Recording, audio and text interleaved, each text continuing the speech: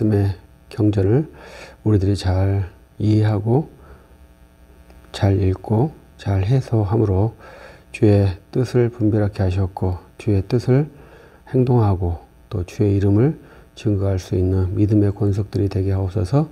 주 안에서 아름다운 만남 주시고 교제 주시니 감사나이다.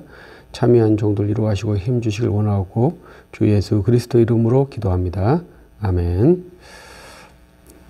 반갑습니다. 우리는 구약 성경 전체 개괄을 훈련하고 있는데요.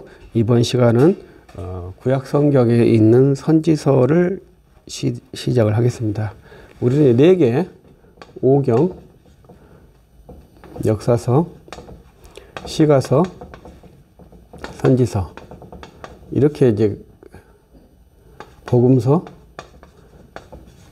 5월 달에는 이것이 간다는 거죠. 사도행전, 역사서, 그 다음에 서신서, 계시록. 이런 식의 성경 구도를 이제 테리 홀이라고 하는 분도 이런 식의 구도를 하고 있고 우리들이 가장 잘 사용하는 구도입니다. 이것을 우리들이 캐논, 불변의 가치다 이렇게 하지는 않는다 이 말이죠. 여기서 우리는 5권, 그 다음에 5권, 그 다음에 여기 17권, 12권 해서 구약에 39권에 되어 있고요. 여기 4권, 1권, 27. 그래서 12권, 16, 11권 해서 39, 27권. 아닙니다. 21권에서 39, 27권으로 되어져 있는 것이 성경입니다. 그래서 우리들은 오늘 이 시간은 이 선지서 17권에서 말하는데요.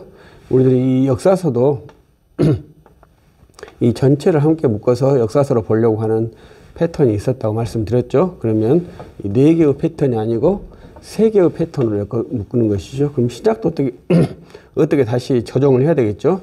이것을 하나로 묶어가지고 이런 식으로 배열을 해주면은 우리들이 성경 전체를 어떻게 개괄할 것인가 이런 하나의 훈련인데요. 보통 4개씩 나눴는데 최근에 이제 이것을 5경을 역사로 하나 묶어서 진행하는 방식이 발생했다. 이렇게 이해할 수 있겠습니다. 오늘 이제 서신서 부분입니다. 근데 서신서를 들어가기 전에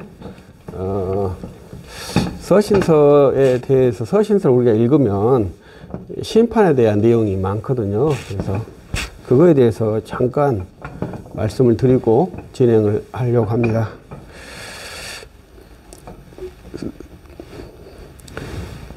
아니, 지금 선지서를 읽으면 심판 내용이 많지 않습니까? 심판.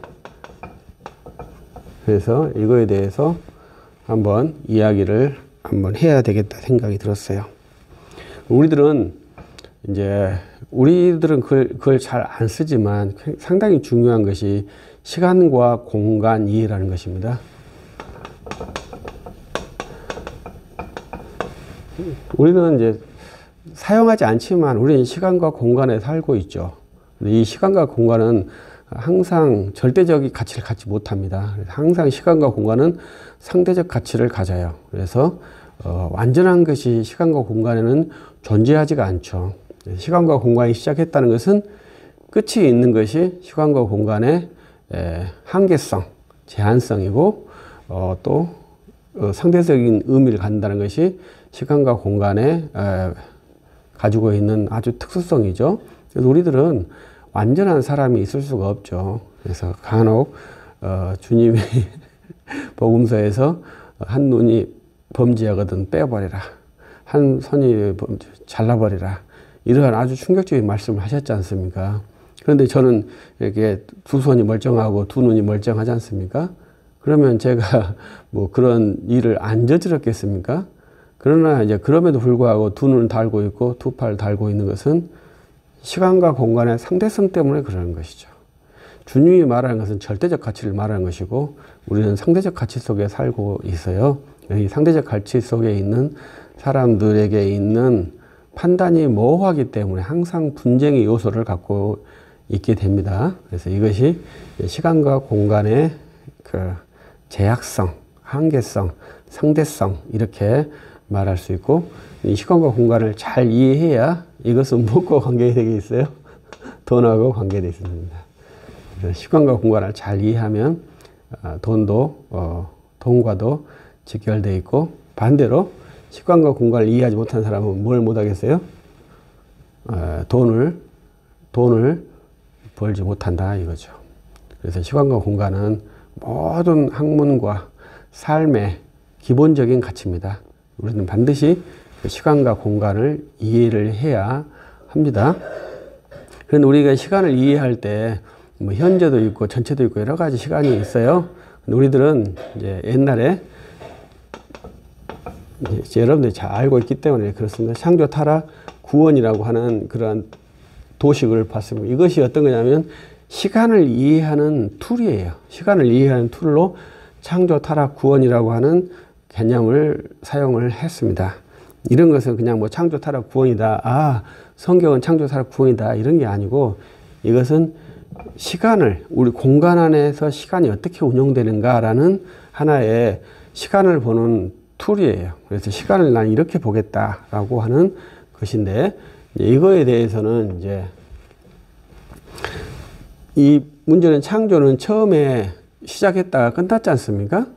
끝났고 이제 타락과 구원이 있게 되는데 성경을 타락과 구원으로만 보느냐, 이게 상당히 재밌는 관점이 돼요. 그래서 이제 타락, 심판, 구원 이렇게 보는 관점이 있고, 2번 타락, 구원, 심판 이렇게 보는 관점이 있고 그래요. 그래서 이 똑같은 말이지만 이렇게 단어가 이렇게 배열이 바뀌었지 않습니까? 이 바뀐 것 때문에 의미가 완전히 바뀌어지는 거예요. 그래서 이러한 것들을 한번 이해를 해야 한다.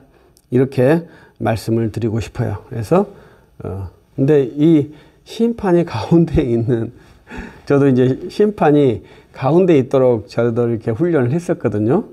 왜냐하면 성경에 우리 선지서도 그렇고 죄를 범했으면 타락했으면 심판을 받고 하나님께서 구원해 주는 방식, 이게 성경에 자주 나타나지 않습니까? 그래서 이제 이렇게 했는데 이것을 사용하는 집단이 있어요. 그 집단이 누구냐면 배도, 멸망, 구원이라고 하는 집단이에요. 여기 똑같은 말이거든요. 그래서 이 배멸구라고 하는 이게 누가 쓰겠습니까? 여러분들은 아시나요? 신천지가 보는 시간 이해의 구도예요. 그래서 타락, 심판, 구원이 성경을 이해하기에 아주 쉬운 구도입니다. 그래서 신천지도 이렇게 배도, 멸망, 구원이라고 하는 컨셉으로 시간을 소개하고 있는데 아주 뭐랄까 이해하기가 쉬워요. 근데 이것은 이제 좀 이해하기 어렵죠. 근데 이것은 종말의 심판이 있다, 이러한 구도입니다. 근데 이제 여기도 심판이 있긴 있죠. 근데 최종 심판이 있고 여기는 최종 심판이 없어요. 그래서 타락, 심판, 구원이 성경에 이 구도가 몇 번 나오겠습니까? 한 번 나온 게 아니에요. 여러 번 나옵니다. 이것을 이제 신천지에서 교묘하게 만들어 놨죠. 그래서 예수님 시대도 배도가 있었고 멸망을 받았고 예수로 말미암아 구원을 받았다, 이렇게 말하고, 이제 또 예수가 구원했는데 또 배도가 일어났고 멸망이 있고 구원이 있어야 한다. 그 구원은 어디에서? 신천지 교회에서 일어나게 된다. 이러한 구도가 신천지 구도예요. 정말 당황스러운 구도지만 성경의 앞에 이 배도, 멸망, 구원이라고, 타락, 심판, 구원이라고 하는 구도가 너무나 짜임새 있고 설득력이 있기 때문에 거기에 넘어가 버리는 거죠. 왜? 너무 타당하거든요. 이것이 너무 우리들이 쉽게 접하는 성경의 시간 이해이거든요. 그래서 이러한 시간 이해를 만났을 때 여러분들이 주의를 해야 된다 이거죠. 그래서 익숙한 것은 항상 주의가 필요한 것입니다. 그래서 우리는 익숙한 것 탈피하고 익숙한 것을 다시 개조하려고 굉장히 많은 노력을 하는 것이 학문의 하나의 특징이거든요. 그래서 이러한 것들을 우리들이 여러분들이 한번 이해해 줬으면 좋겠어요. 선지서를 보면서 선지서는 이스라엘 백성들, 범죄한 이스라엘 백성들, 여호와의 말씀에 불순종한 이스라엘 백성들을 하나님께서 심판하시고, 그리고 또 구원하시는, 회복하시는 역사로 우리들이 쉽게 이해를 하는데, 성경이 그러한 구도로 이해되기 쉬운데 그 구도를 이 신천지 집단이 활용해서 자기들의 목적으로 이용했고, 그 목적이 그대로 잘 적용이 돼서 많은 사람들이 미혹을 받아서 그쪽으로 가게 된 구도가 타락, 심판, 구원에 있다 이 말이죠. 그런데 우리들은 이것은 뭐라고 그랬나요? 제가 시간 이해라고 했지 않습니까? 시간 이해가 돼서 우리가 구원받는 사람들이 아닙니다. 우리들은 예수님을 믿음으로 구원을 받는 사람들입니다. 그래서 이해를 시켜주는 것은 상당히 좋지 않다, 제가 그 말씀을 드리죠. 그래서 뭐가 합당하겠습니까? 예수님을 믿도록 훈련을 시키는 것이 합당한 신학교육이고 성경교육이에요. 성경을 가르칠 때 내가 깨달은 것을 전수해서 교육을 하겠다, 이러한 것은 저는 좀 안 좋다고 생각하고요. 성경을 읽어서 예수님을 잘 믿도록, 성경을 잘 이해해서 예수님을 잘 믿도록 이렇게 구도를 시켜주는 것이 좋겠다고 저는 제안을 드립니다. 그래서 이러한 구도가 아주 설득력 있는 구도에서 많은 사람들이 설득이 되어서 신천지로 넘어갔고, 이 구도를 배도 멸망 구원이라고 하는 좀 언어가 좀 허접한 언어지만 우리들이 쓰는 언어는 타락, 심판, 구원이라고 하는 언어를 우리들은 쓰고 있어요. 근데 두 개는 똑같은 말이죠. 그래서 이것이 신천지에게 미혹되는 하나의 컨셉, 우리와 신천지가 컨셉이 일치되는 컨셉이에요. 다만 이제 우리는 예수 그리스도께서 구원의 완성주로 그 뒤에 또 다른 것이 없다고 생각하지만, 신천지는 예수님 뒤에도 배도 멸망 구원을 적용해서 신천지에다가 적용시킴으로 자기들의 체계를 완성시킨 거죠. 그건 그렇게 되면 어떻게 된 줄 아시나요? 예수님하고 신천지 교회하고 동급이 돼요. 모세, 노아, 아브라함 이분들하고 배도가 멸망한 것을 구원자니까, 그래서 똑같은 동급이 되어버리는 것이에요. 그래서 그것은 신성모독적인 행동이죠. 그렇게 논리를 만들어낸 것 같다. 그래서 여러분들이 이제 심판에 대해서 생각하실 때 하나님께서는 우리를 심판하시고 하나님께서는 우리를 구원하신다, 이러한 생각을 할 때 이러한 유사한 가르침, 또 어쩌면 동일한 가르침으로 자기의 목적을 이룬 집단이 있다, 이렇게 한번 이해를 해 주시면 좋겠어요.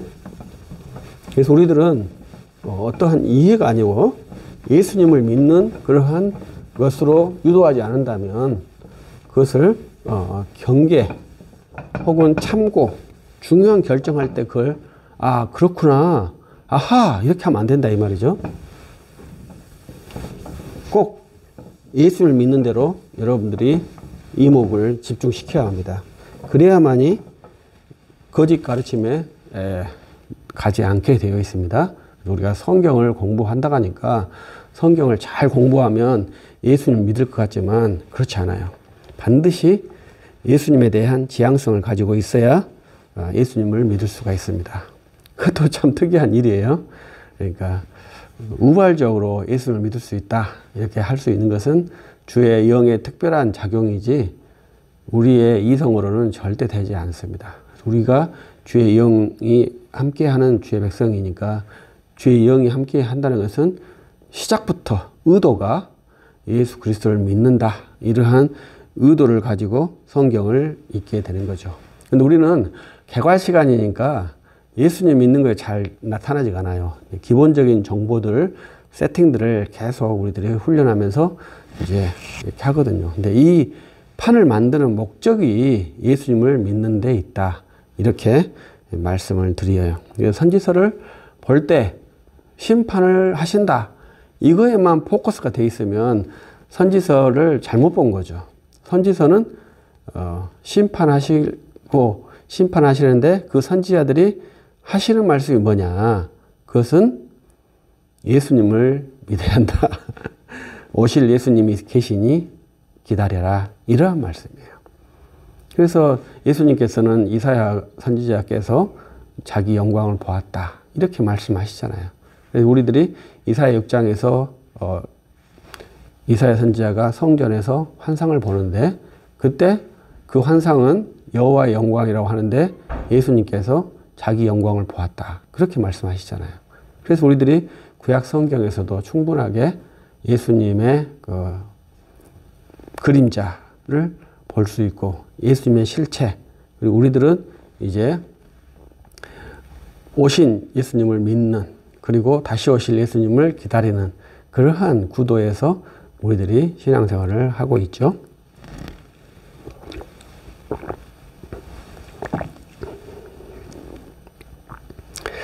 우리들은 이제 간략한 어휘 훈련을 하고 있는데요. 우리는 선지자 이렇게 말합니다. 이 선지자가 맞겠습니까? 예언자가 맞겠습니까? 그런데 그러면 이제 선지자면 선지서, 예언자면 예언서 이렇게 말하죠. 그래서 예언서가 맞냐 선지서가 맞냐. 우리는 일반적으로 선지서란 말을 통례적으로 썼기 때문에 저는 선지서라고 하고 선지자라고 합니다. 그런데 많은 분들은 이제 예언서라고 말하기도 하고 예언자라고 말하기도 해요. 그래서 이사야 선지자가 이사야 예언자, 에레미야 예언자 이렇게 말하기도 하죠. 여러분은 뭐라고 말씀하시나요? 그것이 중요한 건 아닙니다. 중요한 건 뭐겠어요? 선지란 뜻이 뭐고 예언이란 뜻이 무엇이냐, 이게 중요하죠. 우리 한국 교회나 미국 교회도 마찬가지고 예언이라는 개념을 저는 잘못 이해했다고 생각을 하거든요. 예언이 무엇이냐 하는 것은 미래에 있는 일을 말하는 것, 이렇게 예언을 생각한다면 그것은 잘못 이해한 거죠. 상당히 부당하게 이해한 겁니다. 그래서 우리들이 신약 성경에 있어서 예언의 은사를 미래의 일을 말하는 것으로 생각하는 예언의 은사는 상당히 부당한 이해죠. 예언은 하나님의 뜻을 밝히는 일이 예언이에요. 기본적으로 1번 컨셉이. 근데 하나님의 일이 뭐겠습니까? 하나님의 일은 죄인이 회개하고 구주를 믿는 것이 하나님께서 기뻐하시는 일입니다. 그래서 예언이라고 하는 것은 하나님의 뜻이 밝혀지는 것인데, 우리들은 그 하나님의 기뻐하시는 것은 죄인이 회개하시는 것이니까 그 회개하도록 하는 구주, 예수 그리스도를 지시하는 것을 저는 예언이라고 말을 하고, 또 좀 더 말을 하면 설교가 예언이다 이렇게 말을 해요. 선지자들은 여호와께 받은 그 비전을 백성들에게 전달했죠. 그것이 설교 아닙니까? 그래서 예언의 영이라고 한 것은 설교자가 하는 그 행동이 예언이에요. 그래서 그것을 잘 이해를 해야 돼요. 그렇지 않으면 예언의 은사를 전혀 다르게 오해해서 교회를 혼동시키는 일을 발생시켜요. 그래서 이 예언이라고 했을 때 단순하게 선지자들이 미래에 일어날 일을 예언했고, 미래에 과연 에레미야가 말한 것처럼 이렇게 했다, 그러니까 에레미야가 옳다, 이렇게 주장하는 하나의 수단으로서 예언이 아니라, 에레미야가 옳으면 뭐하고 에레미야 선지자가 틀리면 뭐하겠습니까? 그가 전한 그리스도께서 온전히 증거되면 그것으로서 주의 종들은 완전한 것이죠. 우리들도 똑같죠. 우리들도 내가 옳으면 뭐 하겠습니까? 내가 틀리면 뭐 하겠습니까? 내가 옳았는데 그리스도 이름이 전파가 안 될 확률도 의외로 많거든요. 그래서 우리들이 살든지 죽든지 이렇게 말하잖아요. 살든지 죽든지 주의 이름이 전파되는 것으로 나는 기뻐하겠다. 사도 바울이 그렇게 말씀을 하지 않습니까? 그래서 애언이라고 하는 것은 미래 일이 아니다. 구약에서는 미래 일이죠. 신약에서는 과거 일이지 않습니까? 예수님께서 십자가에 죽으신 것이나 부활하신 것이나 승천하신 것이 과거에 있지 않습니까? 그래서 그 일을, 예수님에 관한 일을 말씀하면 그것이 애언이에요. 미래에 주님이 다시 오실 것을 말하는 것도 당연히 애언이죠. 근데 구약 시대에서는 예수님께서 다시 오실 거, 아니 처음 오실 거, 그다음에 고난의 생을 사실 거, 그다음에 죽으실 거, 그리고 승천, 부활 승천 이러한 것에 대해서 이제 신약 성경에, 구약 성경에서는 오시고 죽으신 것까지만 계시가 되어 있죠. 신약 성경에 그분이 오셔서 여린 양으로서 죽으시고 부활하시고 승천하시고 재림하시 그 보좌에 앉으셔서 지금 현재 우리를 다스리고 계시고 다시 이 땅에 오신다는 것이 예수님의 사역, 예수님의 권위이시죠. 그리고 우리들이 그것을 증거하는 것을 애언이라고 말을 해야 합니다. 그래서 이 애언을 단순하게 미래의 일을 말한다 이렇게 생각하시면 성경을 아주 그릇되게 해석을 할 수 있는 여지가 너무나 큽니다. 그 다음에 이 선지자 구약의 직분이 칼빈이 구약의 직분은 선지자, 기름 제사장, 왕이지 않습니까? 그래서 칼빈이 이러한 것에 비유해서 그리스도의 삼중직을 만들었거든요. 제일 처음에 만들어진 직분은 제사장이고요. 그 다음에 왕과 선지자가 함께 형성되었습니다. 그래서 여기를 모든 근원을 모세라고 말할 수 있죠. 그래서 시작이 정확히 중요한 거예요. 그래서 시작이 세상에서는 시작이 정확하지 않습니다. 그래서 현재에서 말뚝을 딱 박아가지고 여기에서 시작을 하는 것이 우리들의 그 산물이에요. 그렇기 때문에 우리들은 좀 정체성이 약하죠. 왜냐하면 저는 고시지 않습니까? 고시의 시작은 제주도 삼성혈이래요. 여기서 풍 세 사람이 솟아올랐대요.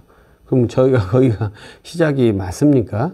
그것은 하나의 이야기에서 시작하는 거잖아요. 그래서 현재에서 시작을 하는 거예요. 우리는 성경 그렇지 않지 않습니까? 성경에 사람의 시작은 어디에 있습니까? 하나님께 있다. 이렇게 딱 정하잖아요. 근데 세상에서는 우리 시작 어디에 있다고 그래요? 우연에 두잖아요. 우연. 그래서 시작에 내 시초를 어디다 두느냐에 따라서 이제 시간 개념이 완전히 달라지는 것이죠. 그래서 우리들은 제사장만 있으면 되는데 제사장이 하는 일이 제사만 드리는 게 아니지 않습니까? 제사장은 제사와 함께 뭘 해야 되냐면 율법을 가르쳐 줘야 돼요. 그래서 백성들이 이 제사와 율법을 온전히 수행하도록 해야 하는 것이 제사장과 레위인의 임무예요. 근데 사사기에서 보면은 레위인들이 배가 고프니까 도망가잖아요. 자기 지역을, 위수 지역을 이탈해 버리잖아요. 이것은 참 현재 오늘날도 그 똑같은 문제죠. 이제 목사들이 그러한 일들이 발생을 하죠. 그러나 이제 목사들은 제사장과 다르니까, 왜냐하면 혈통적으로 분깃이 있는 게 아니잖아요. 선택적 분깃이 있는 것이잖아요. 그런데 이 선지자는 하나님께서 혈통적으로 뽑는 게 아니잖아요. 선지자는 왕족도 있고 또 농민도 있고 주님께서 임의로 뽑은 사람이 선지자지 않습니까? 그래서 이 선지자는 정상적인 직분이 아니죠. 왜? 이 레위인들이 율법을 잘 가르쳐서 백성들이 율법을 잘 지켰다면, 여호와의 말씀에 잘 순종했다면 선지자가 직분은 필요가 없으니까요. 근데 그 일을 안 했기 때문에 이 율법을 지키도록 촉구하는 일을 선지자가 한 것이죠. 촉구를 하고 또 율법을 지키지 않으면 하나님께서 심판하신다고 어떻게 보면 협박을 하고, 그러면서도 하나님께서 다시 회복하신다고 하는 위로를 주고, 이러한 구도가 선지서들의 기본 구도이고요. 그러나 뒤에 이제 소선지서 같은 데 보면은 이제 에돔이나 이러한 족속들의 멸망에 대해서는 회복에 대한 메시지가 없죠.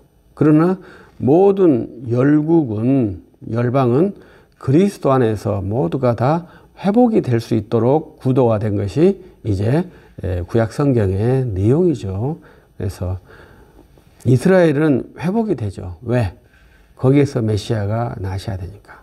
그런데 그 유대 땅에서 나신 메시아를 유대인들이 죽이지 않습니까? 그렇기 때문에 유대 나라도 결국은 열방 족속과 똑같은 멸망의 자리에 있는 것이죠.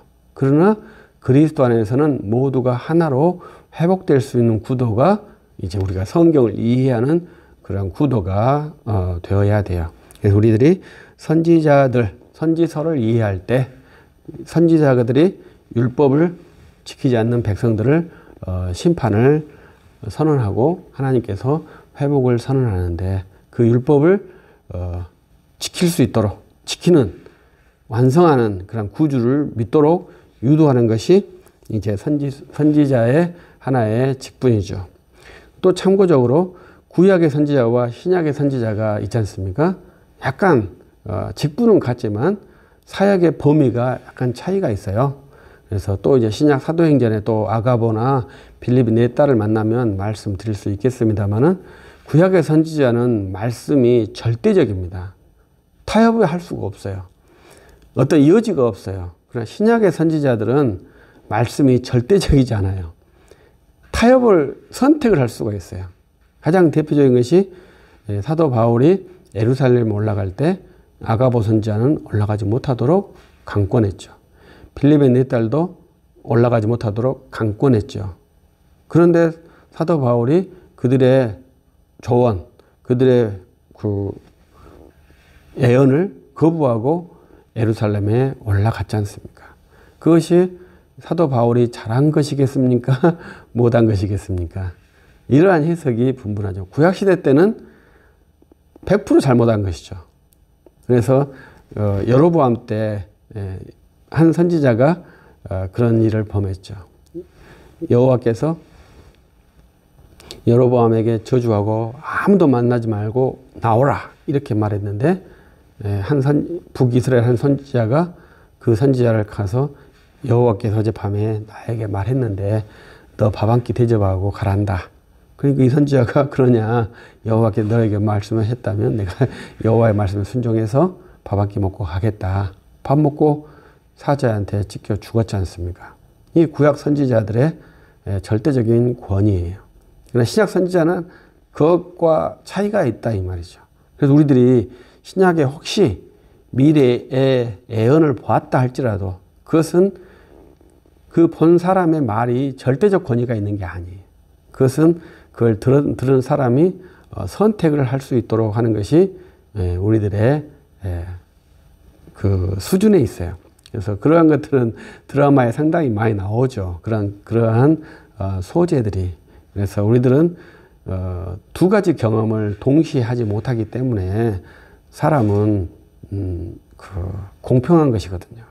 저는 가난하지만 부자의 삶을 살지 못하지 않습니까? 그래서 좀 불공평할 것 같지 않습니까? 근데 공평한 것은 부자는 가난한 자의 삶을 못 살거든요. 그렇기 때문에 세상은 공평한 것이죠. 그래서 현재 내 삶을 경험할 수 있는 사람은 누구밖에 없어요? 나밖에 없어요.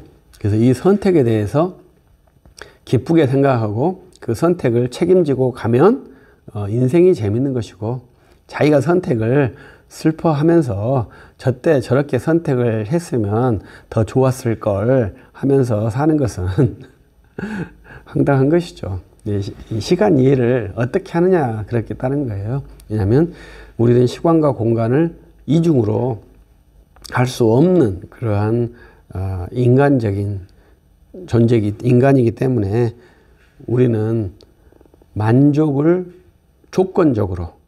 조건에서 만족할 수 있는 사람은 이 땅에서 존재하지가 않습니다. 그 조건을 이길 수 있는 그런 어떠한 요소가 있어야 되는데 그 첫 번째 요소가 마약이죠. 마약을 하면 우리의 인지 기능을 마비시켜서 그 조건을 느끼지 못하도록 하는 것이 마약이죠. 우리들은 그리스도를 믿음으로 시간과 공간의 한계성을 초월하게 되는 것이죠. 그 초월이라는 것은 다른 것이 아니라 내가 선택했던 것을 두려워하지 않고 받아들이는 겁니다. 그래서 내 모든 것을 내가 기쁘게 수용하는 거예요. 거기에는 뭐까지 포함되어 있어요? 내 죄까지도 다 기쁘게 포함을 하는 거예요. 왜? 그건 내 것이니까. 내 것은 내가 책임지고 가는 것이거든요. 내 것을 부끄러워하면 안 돼요. 내 것을 부끄러워하는 것이 가장 인생에서 비극입니다. 그리고 내가 누군지도 모르고 사는 것은 일반적인 것이고요. 그래서 내가 누군지도 모르고 그냥 허랑방탕하게 사는 거, 내가 누군지도 모르고 일만 하는 거, 두 가지 패턴이지 않습니까? 그건 일반적인 거예요. 그러나 나를 저주하는 사람은 비극이죠. 그런 것이 안 되고, 또 가장 좋은 것은 나를 아는 것이죠. 그것이 이제 우리들의 훈련 중에 하나예요. 근데 선지자는 이 제사장들이 율법을 가르치지 않고 제사장들이 율법을 가르치지 않기 때문에 백성들이 하나님 말씀을 듣지 않을 때 하나님께서 백성들에게 이 율법을 가르치도록 하는 직분으로서 하나님께서 선지자를 임의로 부르셔서 세우신 것입니다. 그래서 그러면 지금도 목사가 있는데 임의로 하나님께서 종들을 세우셔서 활용하실까요? 그렇지 않다 이 말입니다. 그렇게 생각하시면 큰일 납니다. 왜 그렇지 않냐고 왜 그렇지 않겠습니까? 그것은 하나님께서 이 교회라는 제도가 그렇기 때문에 그렇습니다. 교회를 잘 일을 못했을 때 그러한 말을 할 수가 있죠. 목사가 있는데 하나님께서 원하시는 분들을 또 세워서 말씀을 전할 수 있지 않겠습니까? 이렇게 말할 수 있지 않습니까? 근데 그것은 매우 부당한 말이죠.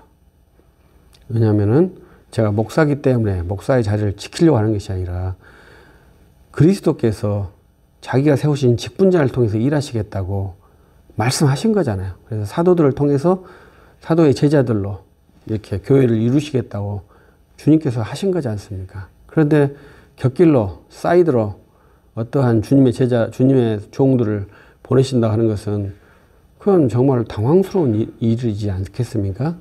그건 있을 수가 없는 일이에요. 그렇게 주장하는 것은 매우 위험합니다. 그래서 이 교회라는 어떻게 보면 보잘것없는 기관을 세상은 보잘것없다고 하지만 그리스도인에게는 교회가 구원의 유일한 방편이에요.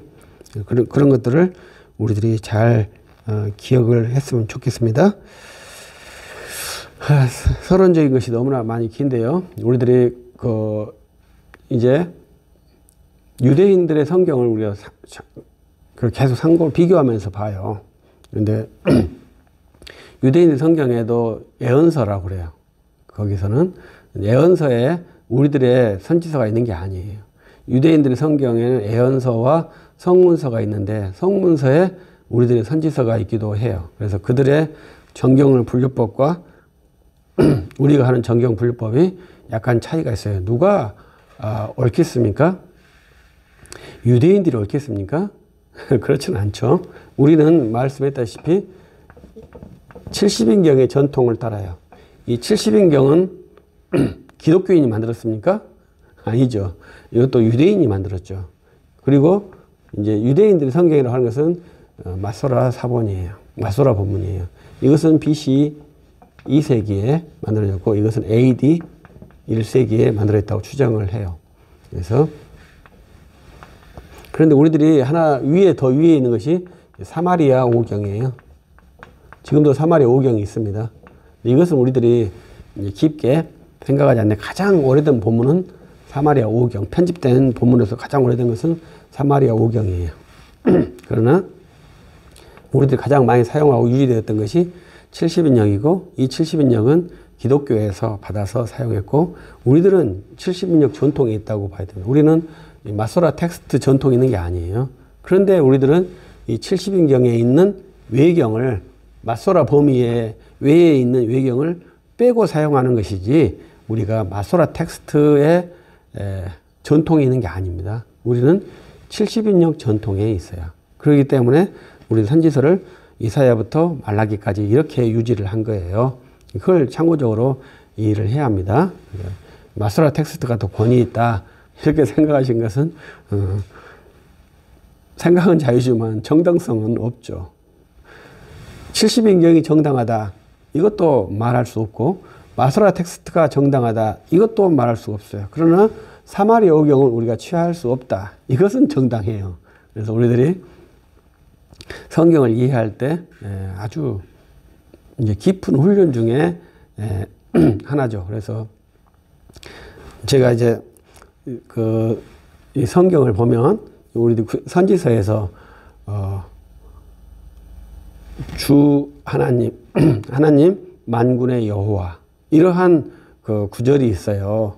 만군의 여호와 구절의 앞에다가 하나님이라는 것이 있어요. 그러면 이제 마소라 텍스트는 거기에 아도나이, 그 다음에 야훼 이거를 똑같이 병기를 했단 말입니다. 근데 70인경에는 큐리오스 데오스 이렇게 주 하나님, 호스트 그러니까 큐리오스란 말을 써요. 근데 여기서 MT에서는 이제 하나를 더 아도나이라는 단어를 또 넣어서 사용을 하더라고요. 그것은 이제 마소라 텍스트가 만든 하나의 기법이라고 봐야 되겠죠. 그래서 우리가 그걸 번역할 때는 마소라 텍스트의 본문을 따라요. 그래서 우리가 히브리어 번역을 따르지만 실제적으로 내용으로는 70인경 전통이 있다고 봐야 합니다.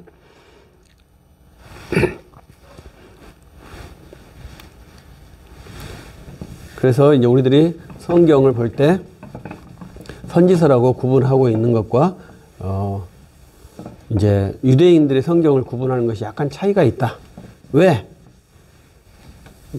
우리는 오신 메시아를 믿는 사람이지 않습니까?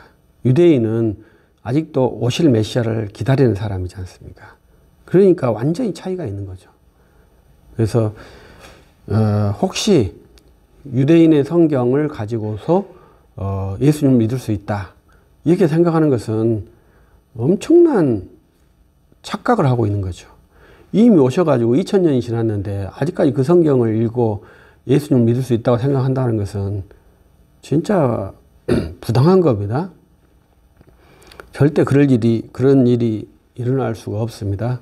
사도 바울은 가능했죠. 그러나 지금은 그걸 해가지고는 안 됩니다. 만약에 70인경을 믿으면 될 수 있을까요? 성경 66권을 통해서 예수님을 믿을 수 있는 것이죠. 제가 개인적인 것을 하면 저는 예수님을 안 믿었던 사람이고 지금 예수님 믿는 사람인데 제가 왜 예수님을 믿었겠습니까?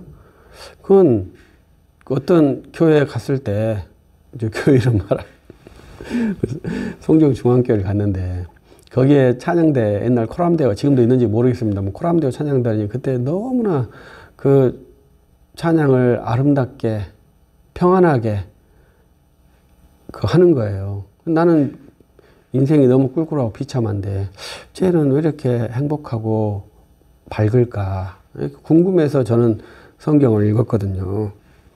그때 성경이 우리 때는 이제 기도원 성경, 신약 성경이 있으니까 그 신약 성경 읽는데 도저히 이해가 안 가는 거예요. 그래서 구약 성경 읽으면서 성경이 어떻게 보면 속된 말로 아구가 맞는구나. 성경이 틀린 말이 아니구나 하면서 제가 예수님을 영접한 그러한 케이스거든요.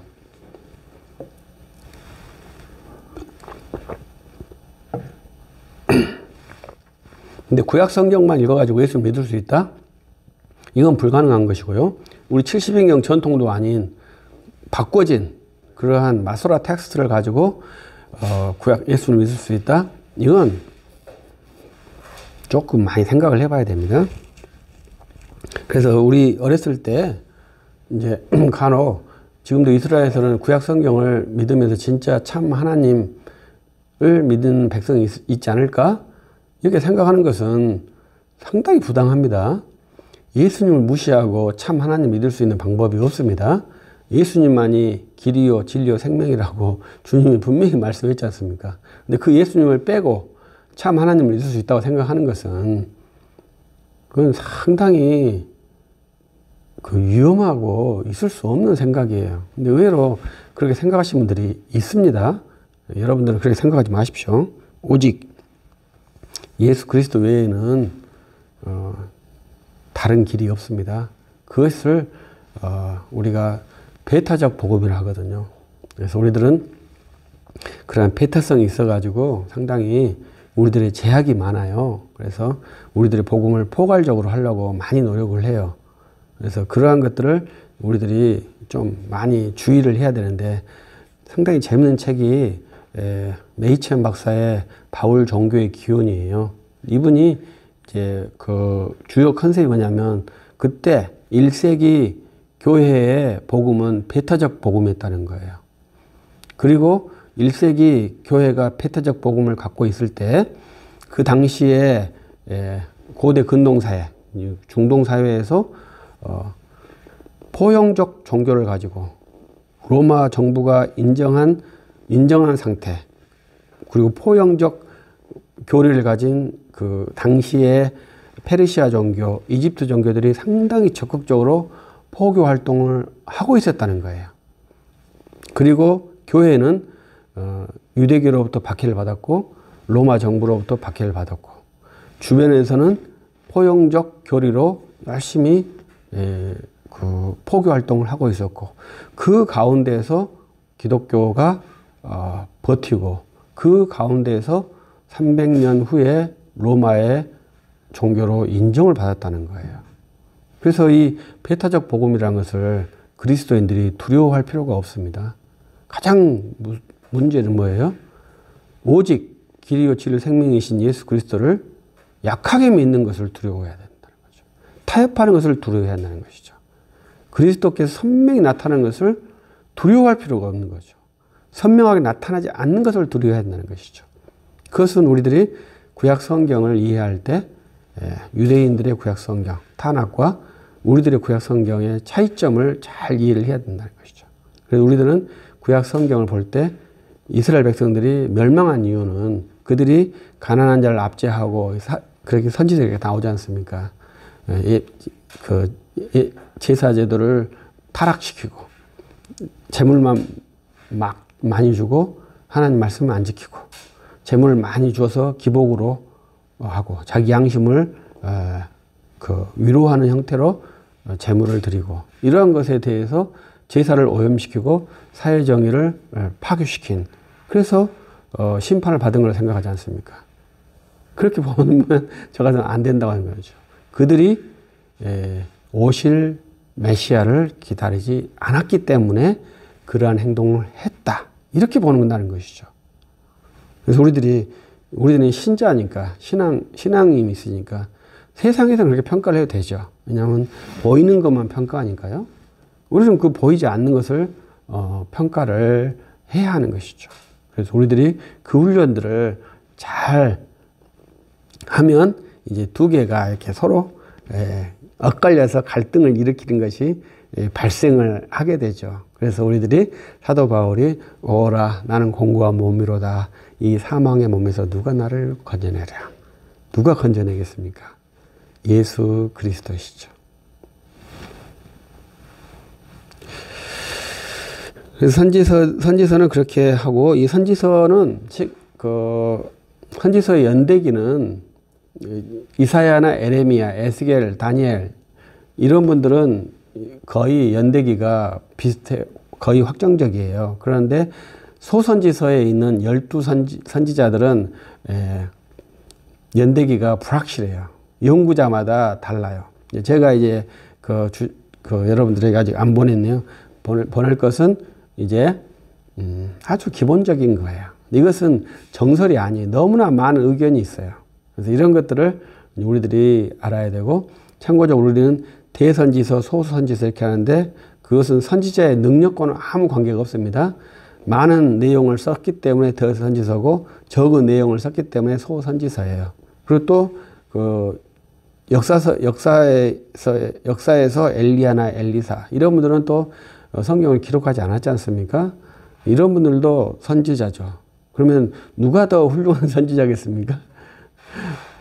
여호와의 종들에게는 이렇게 급수를 나누지 않는다는 것이 특징이에요.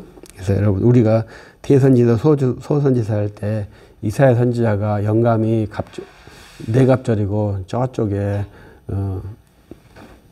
오바댜 선지자는 영감이 반갑절이다 이렇게 생각하시면 안 됩니다.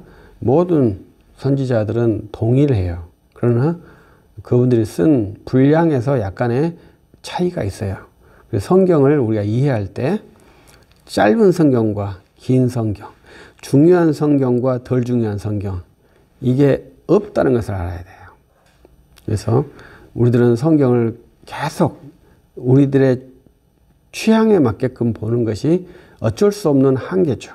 그래서 우리들 칼빈이 요한계시록 주석을 안 썼다, 이런 것에 대해서 여러 번 빈번한 그 토론이 있지 않습니까? 근데 칼빈이 요한계시록 주석을 안 쓴 이유는 그 당시에 가장 민감한 성경 해석이 어디냐는 거예요. 그래서 가장 민감한 해석은 로마서, 복음의 핵심, 이런 것이 있고, 그 다음에 구약성경의 시편, 이러한 것이 굉장히 중요한 해석이기 때문에 거기에 많이 방점이 있어요. 그래서 칼빈은 에스겔서를 주의하다가 소천을 했거든요. 그래서 칼빈이 살아있으면 차곡차곡, 칼빈이 구약성경에서는 사사기, 잠언, 주의를 안 했어요. 에스겔을 하다가 소천을 했어요. 요한계시록을 안 했어요. 이렇게 여러 개의 성경을 주석 안 했지 요한계시록만 안 한 게 아니에요. 그래서 우리들이 성경을 볼 때 내게 우리 시대에 주어진 그 사명, 이런 것들을 먼저 알아야 되고, 내게 주어진 성경, 이런 것들 알아서 하는 것이지, 내가 66권을 다 한다, 저는 이제 그렇게 하고 싶은 사람입니다.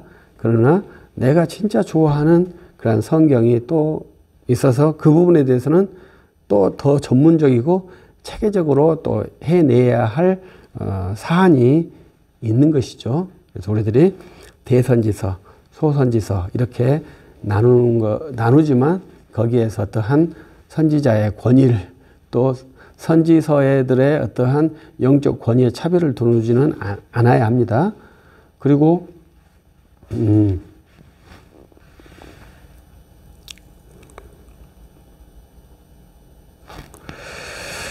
시간이 빨리 갑니다.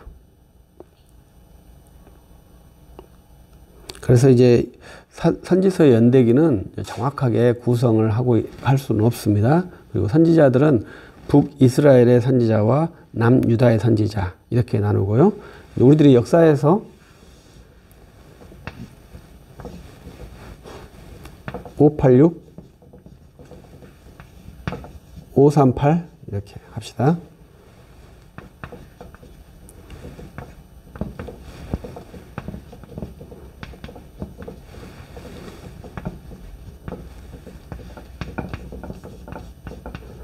이렇게 그 구약의 역사를 북이스라엘 멸망할 때, 북이스라엘 멸망하기 전에도 선지자들이 활동했죠. 가장 대표적인 선지자가 요나 선지자 아닙니까? 니느웨에 대해서는 두 분의 선지자가 활동하셨죠. 한 분, 요나는 니느웨를 회개시켰고, 그 뒤로 이제 한 150년 있다가 나홈 선지자 때는 니느웨가 멸망할 것이다, 이렇게 해서 니느웨가 멸망을 한 것이고요.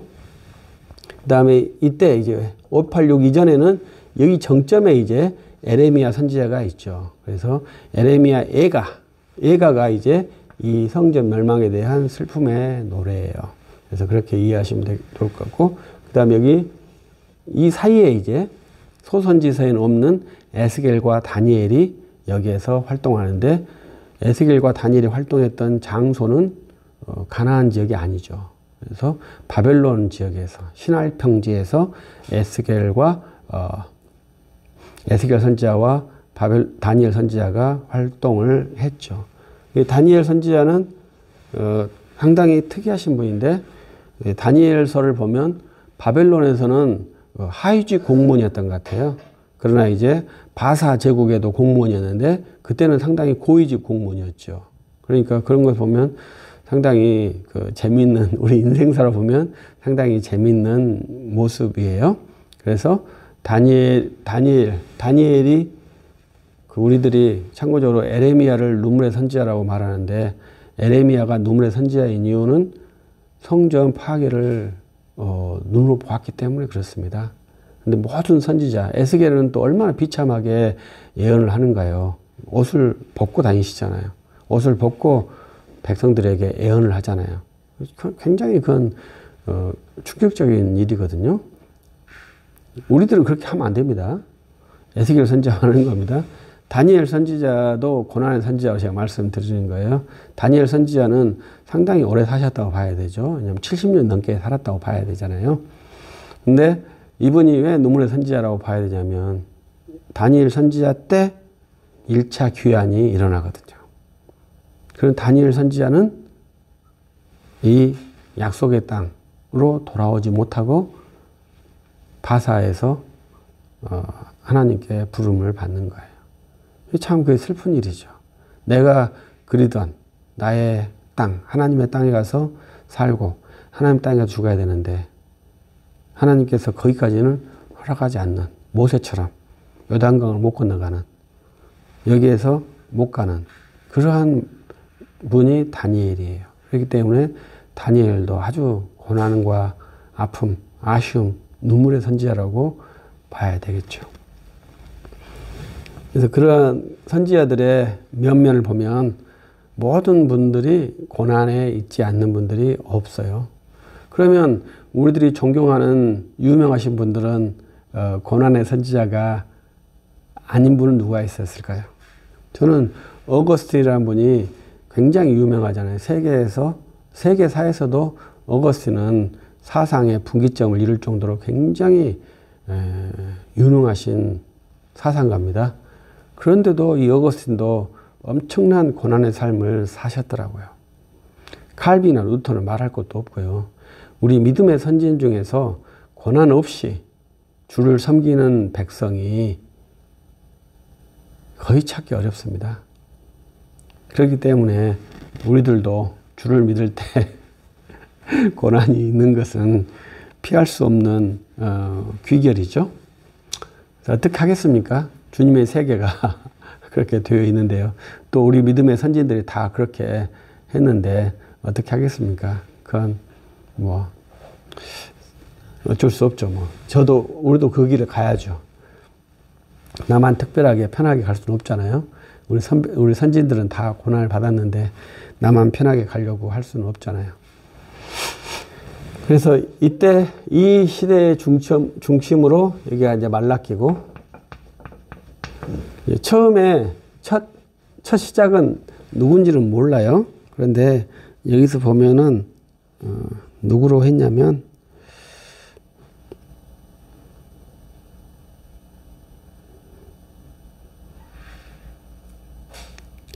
오바댜로 여기서 했어요. 우리는. 근데 오바댜를 이제 일반적으로 이렇게 하는데 이제 많은 연구가들은 상당히 후기로 보기도 해요. 그러니까 쉽지 않죠. 그러나 마지막은 말라기 선지자로 일치가 되죠. 그래서 선지서의 연대기를 보면 북이스라엘 멸망부터 전부터 이제 말라기 선지자까지 이렇게 연장이 되고 있습니다. 그 다음에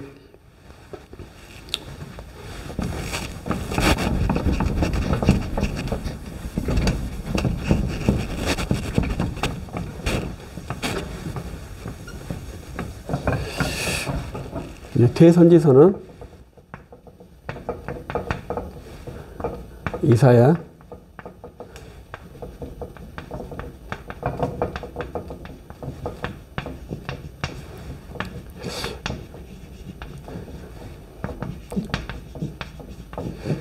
근데 특이하게 70인경에서는 이 예가를 여기다 묶어놓은 것이 특징이죠. 그 마소라 텍스트에는 이것이 빠져 있습니다. 그래서 이것을 나눠서 이 예가는 선지서가 아니고 시가서지만 여기에 들어가서 대선지서 5권의 자리를 차지하고 있는 것이 특징이고요. 소선지서는 12권입니다. 호세아에서부터 말라기까지 돼 있고, 말라기 위에 스가랴, 학개, 이제 이 부분이 이제 돌아온 뒤에 쓰여진 내용입니다. 12권, 5권 해서 17권입니다. 예, 가장 어려운 것은 다니엘이라고 봐야죠. 다니엘은 전반부, 후반부로 나뉘지 않습니까? 전반부는 우리들이 쉽게 뭐 다니엘의 이야기니까 그렇고, 후반부 다니엘이 본 환상은 상당히 어렵죠. 그 해석이 너무 분분해서 일치하지 못해요. 70일의 해석이나 인자의 해석이나 이러한 다니엘이 봤던 내신상의 그런 해석이나 거의 일치는 하는 부분도 있죠. 왜냐하면 바벨론, 헬라, 로마 이런 식으로 일치되는 부분들은 있죠. 그러나 그것이 그렇다 이렇게 보기 놓고 거의 이제 그런 식으로 보고, 다니엘이 또 어려운 것은 우리들은 다니엘이 썼다고 생각하지만 이제 중간기 문서로 보는 연구자들이 의외로 많아요. 그래서 다니엘서의 연대기를 파악하는 것도 상당히 중요하죠. 그래서 우리들은 쉽게 다니엘서는 다니엘이 썼다 이렇게 이해를 합니다. 제가 말이 좀 이렇게 한 것은 지금 시간이 좀 된 거, 개론에서 너무 말을 많이 해가지고 지금 내용이 좀 그 선지서 내용이 좀 약하게 되는 것 같아서 아쉬움이 있습니다. 근데 저는 참고적으로 그 요나 선지자를 좋아하거든요. 요나 선지자들은 다 아주 특이하신 분들인데 그 중에 가장 특이하신 분이 요나 선지자하고 하박국 선지자죠. 요나 선지자는 하나님하고 한판 떠가지고 비겼죠. 하박국 선지자는 하나님께 대항했다가 무릎을 꿇었죠. 그래서 하박국 선지자는 어떻게 이렇게 말하는 겁니다. 우리가 잘못한 것은 사실입니다. 그런데 우리가 잘못했다고 해서 우리보다 더 나쁜 놈들한테 우리가 심판받는 것이 정당합니까? 이렇게 물어보는 것이거든요. 얼마나 그 타당한 질문입니까? 내가 잘못한 거 맞다 이거예요. 내가 잘못한 거 심판받는 거 맞다 이거예요. 그러나 더 나쁜 놈한테 내가 맞는 게 맞냐 이런 거예요. 여호와께서 말씀하시니까 여호와는 성전에 계시군요. 우리는 잠잠해야 되겠군요. 외양간에 송아지가 없어도 나는 여호와로 말미암아 기뻐하겠습니다. 이 왕국이 중요한 것이 아니라 주 하나님이 중요하군요. 그래서 우리는 믿음으로 사는군요. 그렇게 하박국 선지자가 노래한 거예요. 정말 특이하신 분이라고 봐야 되죠. 그리고 이 요나 선지자는 더 특이하시죠. 왜냐하면 니느웨로 가라가니까 다시스로 도망가다가 결국은 다시 니느웨로 가셨지 않습니까? 근데 요나 선지자께서 큰 물고기 속에서 3일을 계셨고 예수님이 그것을 부활의 표징으로 말씀하셨죠. 근데 그것을 단순한 부활의 표징이 아니잖아요. 그걸 아셔야 되죠. 왜? 요나 선지자가 부활해서 어디에서 복음을 전도했냐가 중요하잖아요. 요나 선지자가 부활해서 물고기 뱃속에 나와서 니느웨에서 복음을 전도했잖아요. 북이스라엘로 가서 전도한 게 아니에요. 요나 선지자가 불만이 그거라요. 왜? 북이스라엘을 회개시켜서 여호와의 나라를 만들어야 되는데 왜 니느웨를 회개시켜가지고 그 백성을 구원하느냐 이거예요. 니느웨는 북이스라엘을 정복하려고 하는 그런 적대적 관계인데, 그런데 여호와의 뜻이 그렇지 않잖아요. 이스라엘은 망해야 되고, 그 망하게 하는 나라가 아수르, 니느웨라는 것이죠. 그런데 그 니느웨 가서 복음을 전도하라 하니까, 그 니느웨를 살려주겠다 하니까 북이스라엘 선지자로 그것을 감당하기 쉽겠습니까? 그러니까 도저히 감당하지 못해서 요나 선지자가 죽어버렸잖아요. 그런데 주님이 요나 선지자를 물고기 뱃속에다가 담아두셨다가 회개하니까 토해내서 다시 니느웨에 가서 사역을 하시고, 니느웨 큰 성을 너무나 짧게 복음을 전도하잖아요. 그런데 다 회개해버리잖아요. 요나 선지자가 그걸 기뻐합니까? 기뻐하지 않죠. 그래서 거기 성 밖에서 회개하는 꼴을 보면서 상당히 불편스러운 모습을 보이죠. 그때 이제 또 박농쿨을 보면서 또 주님께 이야기하면서, 야, 너 박농쿨 때문에도 그러는데 저 많은 가축들과 저 많은 사람들을 죽여야 되겠냐?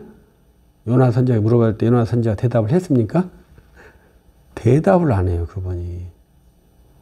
그것이 요나 선지자의 열정이거든요. 우리들이 하나님께서 우리한테 물을 때 다 대답하는 게 아닙니다. 그 대답하는 것이 아니라 우리 하나님께서 그래도 순종은 하죠. 그러나 내 의지하고 반대되는 일을 하나님께 하실 때 순종은 하지만 내 의지가 사라지는 게 아니다 이 말이죠. 그 의지가 뭐예요? 그 의지는 자기 백성의, 자기 민족의 구원이에요. 요나 선지자는 자기 민족의 구원을 그렇게 열망한 거예요. 그런데 결국 요나 선지자는 니느웨에서 죽었죠. 사도 바울도 자기 민족에 대한 열정이 얼마나 컸습니까? 그래서 내 이름이 저주를 받아 내 민족이 구원받을 수 있다면 내가 저주를 받겠다. 이게 그냥 쉬운 말이 아니에요. 정말로 충격적인 말이에요. 우리들은 그 말을 감히 못할 정도로 충격적인 말이에요. 그만큼 열정이 있는 그러한 사역자들이에요. 그래서 요나 선지자를 보면은 정말로 재미있는 그러한 내용이 요나 선지자고, 하박국 선지자도 정말로 재미있는 분이에요. 가장 그 슬픈 분은 어떻게 보면 에레미야 선지자보다도 호세아 선지자라고 봐야 되지 않을까요? 하나님께서 그 샘플로 그 배도의 자녀들을 낳게 하는, 배도의 여인과 그 음란한 여인과 혼인한 것도 그렇게 충격적이지 않아요. 그런데 그 여인과 여인의 사이에 배도의 자녀를 낳는다는 것은 진짜 충격적인 것이죠. 그 일을 호세아 선지자가 했지 않습니까? 거기에 나오는 것이 헤세드, 인애를 알아야 된다는 거죠. 그것은 정말로 하나님의 사랑의 깊이를 표현할 수가 없어요. 호세아에서는 그러한 비극적인 그 모습에서 하나님의 사랑을 아주 크게 외치는 것이 호세아 선지자의 내용이죠. 그리고 우리들은 설교할 때 성경을 읽은 다음에 설교를 하지 않습니까? 왜 그렇게 했습니까? 그것은 우리들이 말씀을 전하는 권위가 성경에 있다는 것을 고백하고 인정하는 거예요. 근데 이것은 그냥 뭐 이렇게 합시다 하고 합의한 게 아니라 사도 베드로께서 세우신 거예요. 그건 사도 베드로가 오순절 성령 받고 처음 설교를 하셨잖아요. 그때 사도 베드로께서 세우신 성경 첫 번째 본문이 요엘서 2장 28절이잖아요. 그래서 아주 특이하죠. 요엘서 2장 28절을 들어서 설교를 했고 다윗의 시편을 통해서 설교를 했어요. 그것이 우리들에게 계시적 전례입니다. 그래서 목사는 반드시 성경을 읽은 뒤에 설교를 해야 되고 그 성경 읽은 내용 본문의 범위에서 설교를 하는 것이 목사의 설교의 규범이에요. 그래서 우리들이 가끔 성경 따로 설교 따로를 싫어한다고. 왜 그 싫어합니까? 그냥 성경 떠나서 설교하니까 싫은 겁니까?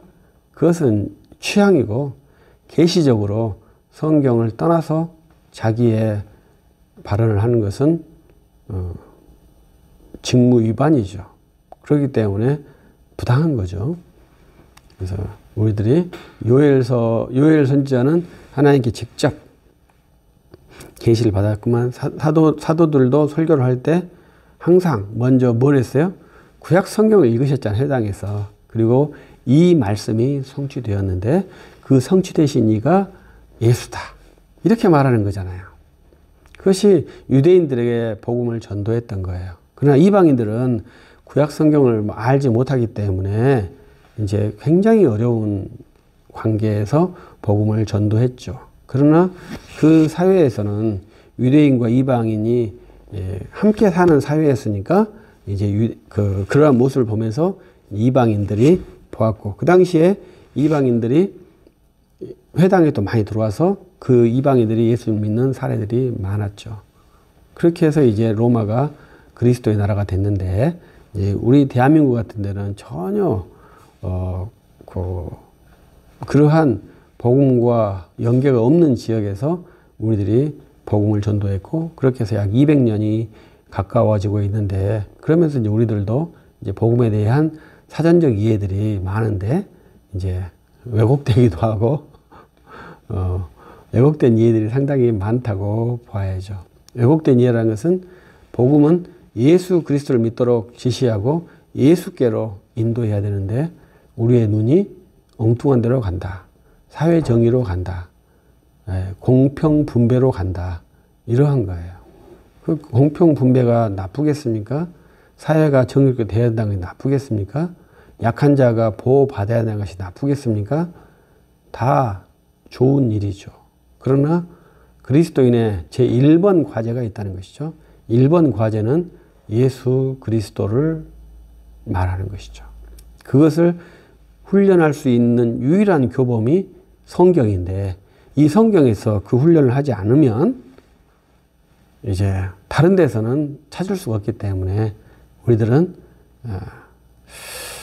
그렇게 예수님을 믿기가 쉽지 않게 되죠. 그래서 마지막으로 우리가 이제 신약 성경에 또 말씀할 수 있겠습니다만은 착하다가 우리말이고요. 선하다가 한자어거든요. 그래서 디모데후서 3장 16절에서 성경으로 너희들을 선하게 만들겠다. 이렇게 말씀한 겁니까? 성경을 읽으면 선하게 하겠다. 이렇게 성경의 목적이거든요. 우리를 선하게 만드는 것이 성경의 목적이거든요. 그럼 선하다는 개념이 무엇인지를 알아야 될 거 아닙니까? 선하다는 개념이 뭡니까? 성경에서 선하다는 개념은 예수님을 믿는 거예요. 다른 개념이 아니에요. 죄인이 회개하고 예수님을 믿는 거예요.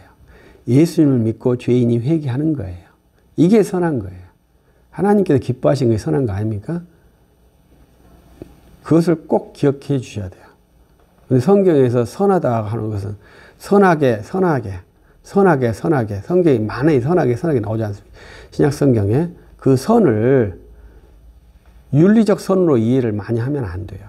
내 생활적 선으로 이해하면 안 돼요. 그것을 반드시 그리스도를 믿는 쪽으로 선을 해야 돼요. 죄가 무엇입니까? 죄는 독생자를 보내신 아버지, 그 독생자를 믿지 않는 것이 죄라고 하잖아요. 반대로 그럼 선이 뭐겠어요? 독생자를 믿는 것이 선이 되는 것이죠. 죄가 믿지 않는 것이 죄니까 믿는 것이 선이 되는 것이죠. 그래서 예수님을 믿는 것이 선이라고 말씀을 드리는 거예요. 그래서 이 선의 개념이 상당히 중요하죠. 또 악의 개념도 상당히 중요하죠. 그러나 이 선은 하나님이 선 자체이시니까 그 선하신 하나님 자체를 믿는다. 이렇게 말할 수 있겠습니다만은 그 하나님의 이름은 예수이거든요. 그래서 우리들은 예수님을 믿는다. 이렇게 말을 하는 것입니다. 그래서 이 선지서에서 우리들 많은 훈련을 하는데 그 훈련을 할 때 결국은 오실 예수님이 말라기서에서 굉장히 가까워졌잖아요. 그리고 말라기 이후에 400년 동안 침묵이 된단 말입니다. 그래서 우리들이 그 계시의 침묵을 잘 이해하고 또 우리들이 예수님을 믿기 위해서 그만큼 쉽지 않다. 이렇게 한번 훈련을 하면서 예수님을 여러분들이 잘 믿는 방식으로 성경을 읽어낸다면 정말로 은혜가 풍성하고 믿음의 담력도 있고 또 복음도 전도할 수 있는 그러한 계기가 될 것이라 생각을 합니다. 시간이 다 된 것 같습니다. 오늘 여기까지 하도록 하겠습니다. 아쉽지만 참고적으로 이거 보내주시면 읽어보시고 또 질문 있으시면 질문해 주시고 함께 또 교제를 했으면 좋겠습니다. 기도하겠습니다.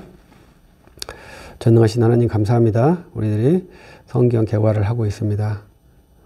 성경을 통해서 우리들이 예수님을 온전히 알고 우리의 구주를 믿으며 믿음의 담력을 따라서 복음을 전도하게 하옵소서. 오늘 이 시간은 선지서들, 우리의 믿음의 선진들의 사역을 보았습니다. 고난의 종들, 눈물의 종들을 주께 세우시고 인도하셔서 주의 종으로 세우셨나이다. 또 우리를 주의 종으로 세우시나이다. 우리들의 눈물과 고난을 싸매 주시고 믿음의 담력을 주셔서 믿음의 종들처럼 주의 종들처럼 주를 충실히 증거하고 주님과 동행할 수 있는 믿음의 사역자 될 수 있도록 인도해 주옵소서. 주께 세우시고 함께해 주시니 감사나이다. 오직 주의 이름이 높임을 받으시옵소서. 주 예수 그리스도 이름으로 기도합니다. 아멘. 감사합니다. 수고했습니다.